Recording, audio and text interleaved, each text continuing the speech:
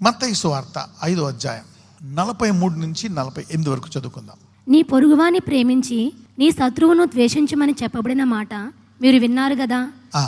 నేను మీతో చెప్పినదేమనగా, మీరు పరలోకమందున్న మీ తండ్రికి కుమారులై ఉండునట్లు మీ శత్రువులను ప్రేమించుడి. మీరు పరలోకమందున్న మీ తండ్రికి ఏమై ఉన్నామంట?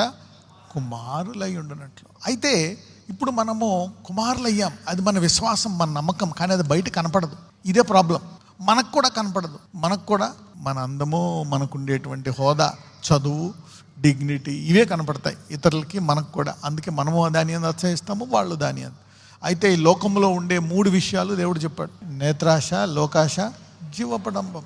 ఈ 3 ఉంటాయి లోకంలో. అందుకే అర్థం అంటేదంట దేవుని వాక్యం. అందుకే మనం ఏమై ఉన్నామో ఇప్పుడు మనం తెలుసు, కానీ అది ఇప్పుడు ప్రత్యక్షం అవుద్దంట. ఎప్పుడైతే ఆయన ప్రత్యక్షం అవుతాడో మనం ఎలా మారుతామంట? ఆయన వలే మారి ఆయన్ని చూస్తామంట.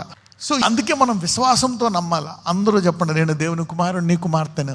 అందుకనే మనము కూడా ఫ్యూచర్లో అలా అవుతామని ఊహించుకుంటూ బతకాల. దాన్ని ఏమంటారు? విశ్వాసం అనండి, నిరీక్షణ అనండి. ఆ నిరీక్షణ కలిగిన వారే ఈ లోకంలో భ్రష్టత్వాన్ని తప్పించుకుంటారంట. అది ఆ నిరీక్షణ కలగడాన్ని ఏమంటారు? గొప్ప వాగ్దానములు, ఎక్సీడింగ్ గ్రేట్ ప్రామిసెస్.